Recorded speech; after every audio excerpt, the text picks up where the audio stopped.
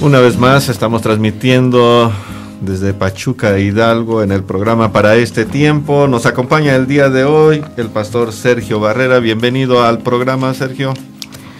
Pastor, es un gusto estar aquí. Gracias por esa invitación, por ese privilegio que nos distingue de invitarnos a este programa, en lo cual pues nosotros vemos que eso es de bendición para las personas que nos escuchan. El propósito, yo creo que es hacer llegar un consejo, una palabra, que en el momento más difícil, yo creo que hacerles llegar una palabra es de gran bendición para su vida. Y el propósito de Dios, yo creo que es que conozcamos a Dios o que llegue a Dios a nuestra vida en el momento que más lo necesitamos. También nos acompaña el pastor Obed Ávila. Bienvenido al programa. Gracias, pastor. Gracias, aquí estamos. Gracias por la invitación. Es una bendición poder estar aquí con ustedes y creo que será de grande bendición para todos. También un saludo al pastor Alfredo Sánchez, que está un poco enfermito y el día de hoy no nos acompañó, pero deseamos que pronto se recupere y lo podamos tener aquí como todos los días, ¿verdad? Grabando este programa Para Este Tiempo. El día de hoy vamos a tocar el tema de la esperanza. La esperanza, que hay un dicho, dice, la esperanza muere al último. Y estamos viviendo un tiempo donde creo que es algo que debemos de rescatar, practicar y promocionar o producir esperanza con nuestras acciones, con nuestras palabras, con nuestro trabajo. Decir, México puede salir adelante, la iglesia puede salir adelante, nuestros ministerios pueden salir adelante, porque tenemos una esperanza viva. ¿Qué te parece, Obed? Muy bien, pastor. Me gusta mucho este versículo y creo que mucha gente se lo sabe de memoria en San Juan 14:6, donde dice, Jesús dijo, yo soy el camino. Mucha gente ha estado buscando el camino, ¿no? Y se ha desgastado por mucho tiempo buscando el camino, pero su palabra dice, Jesús dijo, yo soy el camino, la verdad y la vida, y nadie va al Padre si no es por mí. Creo que en Jesucristo nosotros encontramos todo lo que necesitamos, ¿no? Desafortunadamente mucha gente no conoce de Jesús, y creo que esta es una muy buena oportunidad para que la gente conozca dónde está su esperanza. Gracias. La esperanza es importante en estos tiempos. Nuestro contexto en el cual estamos viviendo, la violencia crece, la inseguridad, la economía está en crisis, pareciera que vamos de mal en peor, pero no es así. Creemos que Dios tiene todo en control, así nos lo hace saber la Biblia. ¿Cómo ves? Sí, muchas veces nosotros, por ejemplo, los que hemos creído en Cristo Jesús, pues tenemos una esperanza muy definida. Sabemos nosotros hacia dónde ir, cuál es nuestra esperanza, cuál es nuestra recompensa. Pero sobre esto, bueno, nosotros como cristianos ya tenemos ese objetivo preciso, nuestra esperanza. Pero yo creo en este caso que nosotros, así como esa esperanza que tenemos, podamos comunicar que la demás persona que aún no le conocen, que aún no han creído, hay alguien en el cual nosotros tenemos que depositar nuestra confianza, nuestra esperanza, porque en Él, como dice la Escritura, de Él depende la vida y en Él está la vida. Amén. Y ese es Cristo Jesús. La esperanza, el diccionario dice que la esperanza es el estado de ánimo en el cual se nos presenta como posible lo que deseamos, de tal manera que pareciera que es un poco parecida a la fe. Realmente sí, eso es algo parecido a la fe, en lo cual, pues, como dice sobre la fe, que esperamos en algo que no vemos, pero que sí creemos. Ese es algo bien importante. Muchas veces nosotros hemos escuchado de gente que dice, bueno, pues yo sí creo. Yo sí creo, pero no hay una esperanza. ¿Por qué no hay esa esperanza? Si él cree y no hay esa esperanza, porque ha malinterpretado el conocer o el saber a realmente, pues, concretamente, pues, conocer más a fondo sobre las cosas de Dios. Ajá. Si nosotros conocemos sobre las cosas de Dios más a fondo, entonces vamos a tener una esperanza efectiva, una esperanza real. Si nosotros no nos metemos al conocimiento de la Escritura, si nosotros nos vamos de una manera religiosa nada más, sin tener conocimiento de causa, entonces pues nuestra esperanza es vana. Ajá. Estamos esperando o estamos nosotros creyendo en algo que no es verdad, en algo que es mentira. ¿Y cómo podemos saber que es mentira? La Escritura nos dice que sí, todas las cosas, pues en este caso la fe.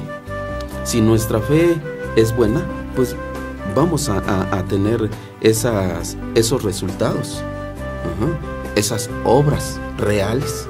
Pero si nosotros tenemos una fe en algo, pues que no se mueve, en algo que no podemos ver sus obras ni sus bendiciones, pues entonces nuestra esperanza o nuestra fe está puesto en algo que no es real, algo que nomás estamos perdiendo el tiempo, porque la fe en Cristo, son bendiciones y vida eterna. Pablo decía a la iglesia en Tesalónica que la esperanza era como un yelmo. El yelmo era el casco que usaban los soldados romanos, como algo que les protegía en las batallas. Es interesante ver esa metáfora, ¿no? En la cabeza dice que el yelmo como esperanza. Sí, fíjese, pastor, fíjese cómo dice Pablo también, dice, para mí, dice, el vivir es Cristo, más el morir es ganancia. O sea, él tenía la muerte como ganancia. Mucha gente que en este tiempo dice que cree en Dios, tiene la muerte como pérdida, tienen miedo a morir. Cuando alguien pierde a uno de sus familiares, lloran de una manera inconsolable. ¿Por qué? Porque realmente no tienen esa esperanza. Cuando nosotros vamos a la palabra, conocemos a nuestro Señor Jesucristo de esta manera, de esa manera viene realmente la esperanza a nuestras vidas, ¿no? Mucha gente que están dentro de las congregaciones cristianas a veces tienen miedo de morir o de perder a alguno de sus familiares porque no conocen mucho de la palabra, a lo mejor, ¿verdad? Un día compartí un mensaje que se titulaba Creyendo en Dios con Fundamentos. Cuando nosotros creemos en Dios, por lo que dice las Sagradas Escrituras, realmente puede venir esa esperanza a nuestras vidas. Pablo fue un hombre de fe, de una fe inquebrantable. Él encontró el propósito para el cual Dios le había llamado, para el cual le había dado la vida, y fue un hombre que alentó mucho a las comunidades que él fundó. Siempre llevaba un mensaje de esperanza. Dios le inspiraba para que la gente, en medio de la persecución, en medio de las crisis, pudiera confiar en Dios como la única esperanza viva. Por eso él menciona que todo creyente en Jesús tiene esa esperanza, y no es una esperanza cualquiera, sino es que esa esperanza está viva, porque en el Dios en el cual se deposita esa esperanza, pues está vivo. Sí, y esa esperanza viene a nuestras vidas en todas las áreas, ¿no? Por ejemplo, con Jesucristo tengo esperanza en mi salud. Dice la palabra en Isaías 53, versículo 3 en adelante, que por su llaga hemos sido nosotros curados. Ya fuimos curados, o sea, conozco a Jesús y ya fui curado. No voy a ser curado, ya fui curado, ¿no? Entonces tenemos esperanza también en que un día Él volverá por todas las personas que han depositado su confianza en Él, y estaremos con Él por siempre, ¿sí? Mucha gente piensa que cuando llega la muerte dejamos de existir, ¿no? Y con Jesús tenemos vida en abundancia. La Biblia es un libro que tiene palabras de esperanza. ¿Podrías comentar algunas de las palabras que más te han impactado a lo largo de los años? Porque hay pasajes preciosos de la Biblia que solo citarlos pues nos dan esperanza. Yo veo, por ejemplo, que sobre lo que he aprendido de la Escritura, y me gusta compartirlo con los demás, que las Escrituras, el evangelismo, es precisamente es una palabra de cambio, es una palabra de transformación del hombre, de una forma de vivir, de agresión, de una mala forma de vivir, se puede decir con vicios o diferentes tipos de actitudes negativos en la sociedad.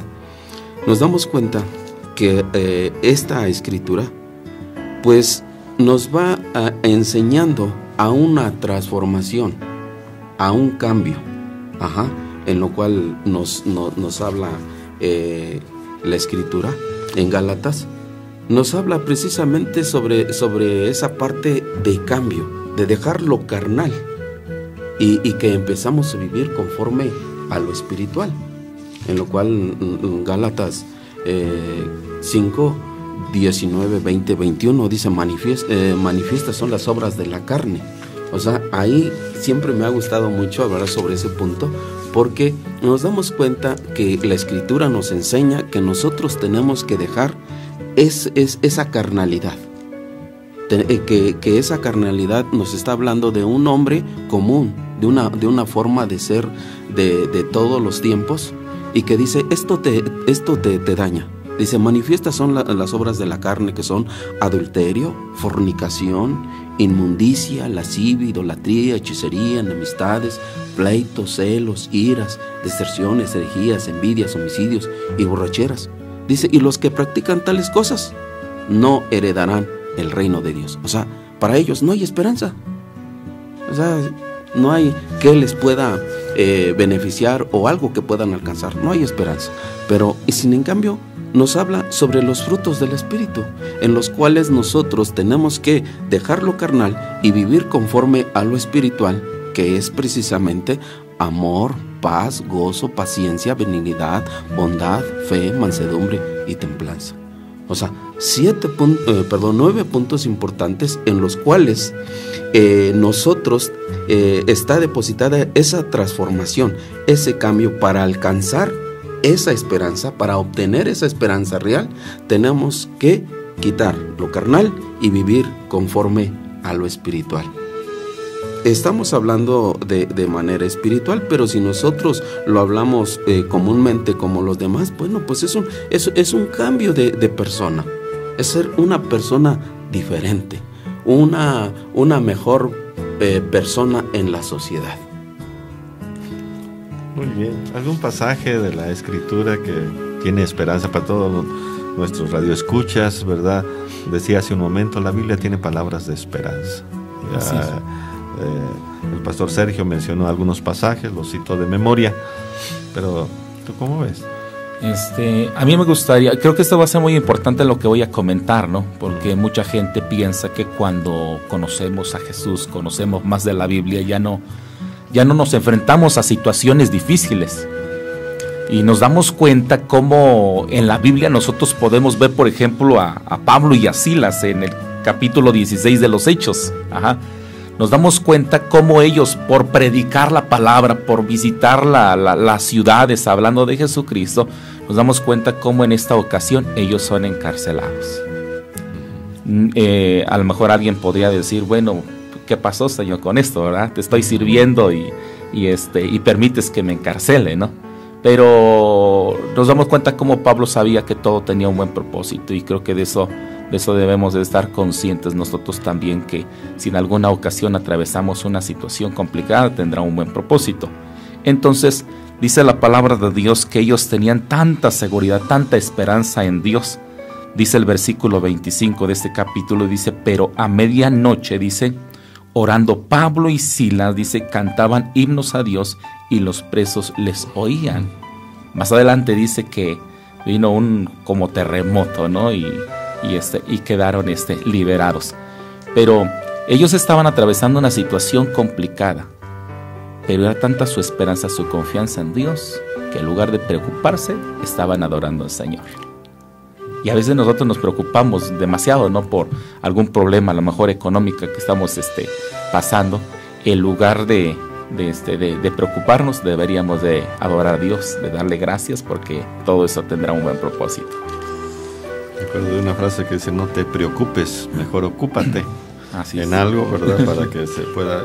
Hay un pasaje que Pablo escribe a los Corintios que dice que estamos atribulados en todo, mas no angustiados, en apuros, mas no desesperados, perseguidos, mas no desamparados, derribados, pero no destruidos.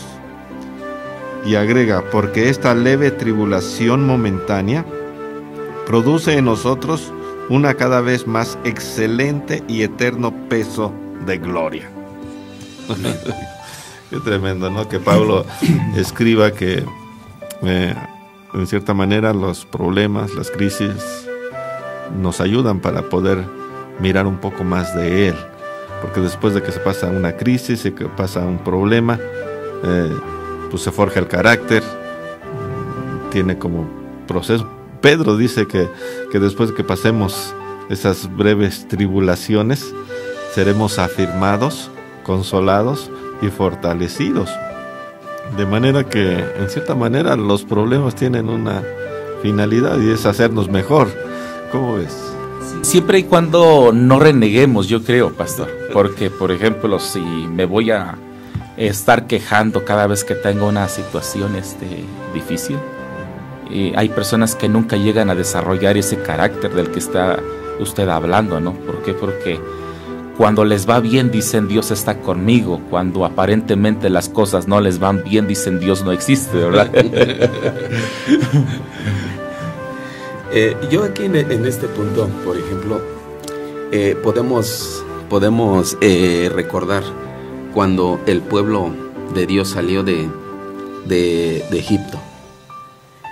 Podemos ver, por ejemplo, cómo Moisés hablaba con Dios, y Dios le decía a Moisés: Moisés, preséntate ante el faraón y dile que deje salir a mi pueblo.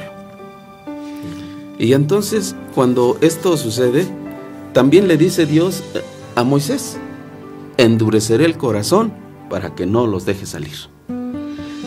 Entonces, aquí podemos ver que Dios tiene el control de todo. Del que va enviado para liberar el pueblo y de aquel que le dice no lo deje salir.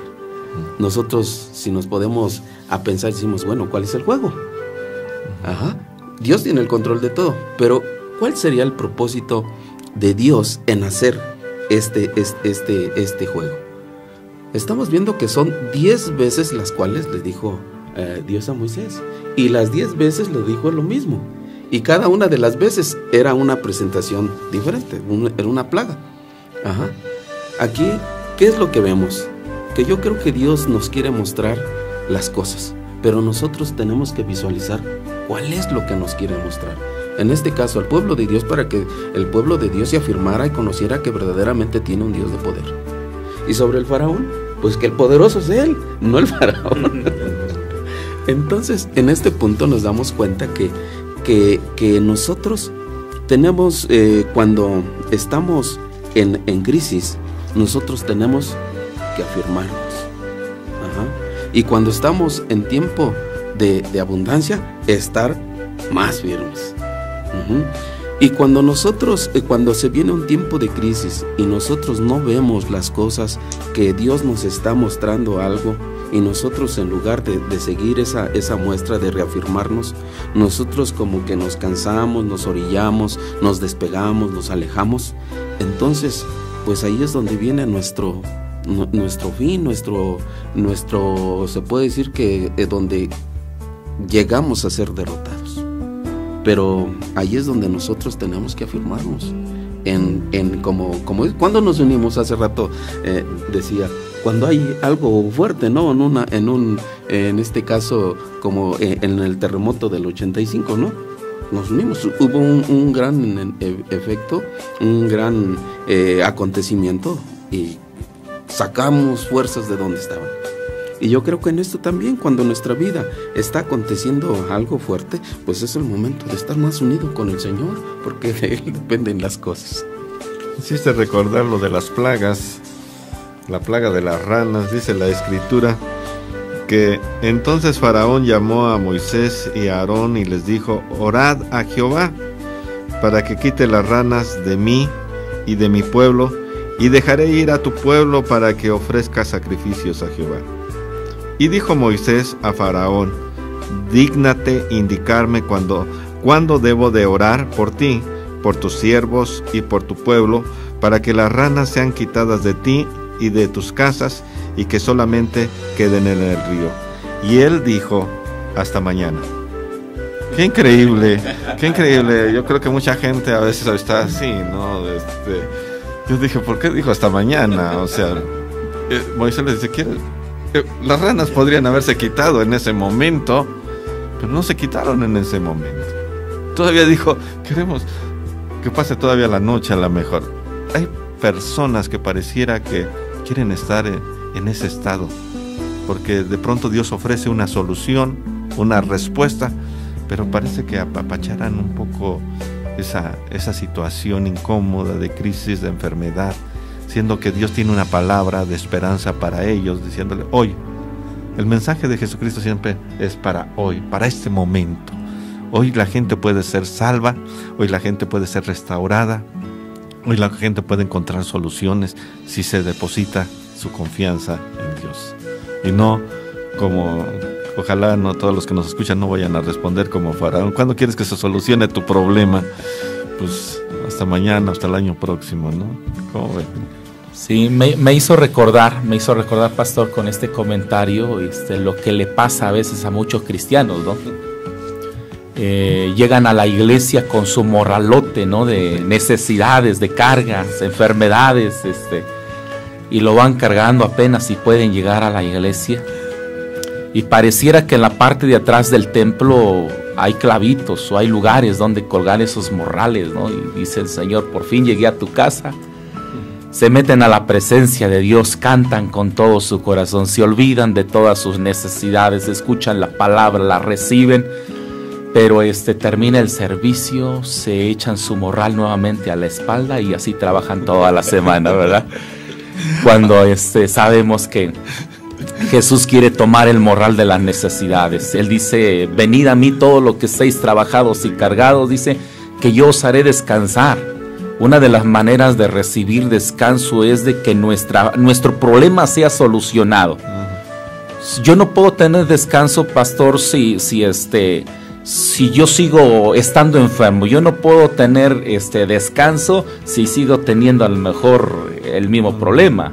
A lo mejor Dios lo empieza a solucionar, pero debo tener la seguridad que esa necesidad ya está en las manos del Señor. Interesante el mensaje de la esperanza. Hay un pasaje en la Biblia y yo quisiera que agregara algún comentario el pastor Sergio. Yo creo la mayoría de los cristianos saben este versículo. Antes, en todas estas cosas, somos más que vencedores por medio de aquel que nos ama. Amén. Cuando nosotros depositamos nuestra fe, nuestra esperanza, sabemos de antemano que ese punto de la fe es donde vemos la reacción del poder de Dios sobre nosotros. En ese mismo momento podemos alcanzar y ver que cuando nosotros hemos depositado esa fe, esa confianza, tenemos la esperanza de que de lo que estamos haciendo o de lo que estamos viendo, o si es un problema, una situación o una enfermedad, va Dios a actuar y Dios va a sanar, a restaurar o va a liberar. Con toda la confianza, con toda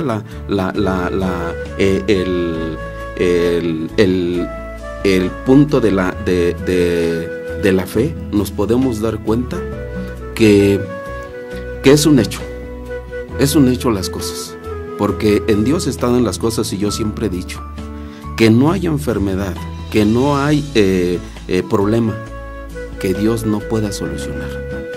Entonces, cuando nosotros tenemos esa plena certeza, esa seguridad, es un hecho. Yo siempre lo he dicho, y cuando he encontrado a algún enfermo que ya están desahuciados, yo le digo, no, hermano, tú ten la confianza. Tú ten la confianza y yo voy a poner las manos. Y yo te aseguro con toda esa confianza y certeza que te vas a levantar, porque tengo un Dios de poder. Tengo un Dios que me ha mostrado, que me ha enseñado, que de Él dependen las cosas, y yo le he creído. Y lo hemos visto aquí en Pachuca, lo hemos visto en muchas otras partes, que esa confianza la debemos depositar siempre, porque eso es para todos. Tener esa certeza, tener esa confianza en Dios, en problemas, en carencias, en necesidades, en todo lo que nosotros podamos tener. Como dice el pastor, en ese morral cargado de cosas, tenemos que depositar la confianza en Dios, y porque Él es la solución física, material y económica. Papá me comentaba, hablando de morrales, dice, cuando llegan a la iglesia, pero hijo, tú no sabes qué traen en su morral, porque cada quien trae cosas diferentes, ¿no?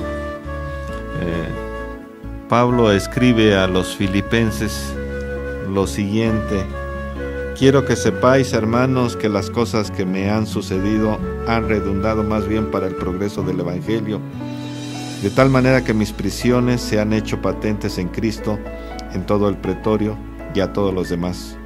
Y la mayoría de los hermanos cobran ánimo en el Señor con mis prisiones, y se atreven mucho más a hablar de la palabra sin temor. Híjole, qué increíble, ¿no? Que los cristianos del primer siglo las situaciones las veían diferente, ¿no? Parece que su esperanza era una esperanza muy fuerte, viva, que ellos tenían. Como ahí menciona, cobraban más ánimo cuando a Pablo lo encarcelaron, como que decían, vamos a ponernos más las pilas, ¿no?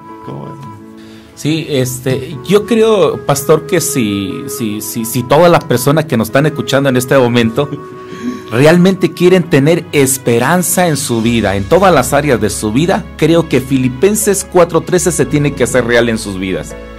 Porque este versículo dice, todo lo puedo en Cristo, dice, que me fortalece. O sea, para que todo lo pueda, yo necesito estar en Cristo, primeramente. Él me va a fortalecer, cierto, sí, pero necesito estar en Cristo, ¿sí? Y ahí me gustaría mencionar lo que dice en Apocalipsis 3:20. Dice, he aquí estoy a la puerta, dice, y llamo. Dice, si alguno oye mi voz y abre la puerta, dice, entraré a él, cenaré con él y él conmigo. En otras palabras, pastor, creo que podríamos decirlo de esta manera: entraré a él y tendremos convivencia, seré parte de su vida, ¿no? Y de esa manera viene la esperanza a cada uno de nosotros. Muchas gracias por estar con nosotros este día, Pastor Obed Ávila. Ha sido un honor tenerte aquí en este programa.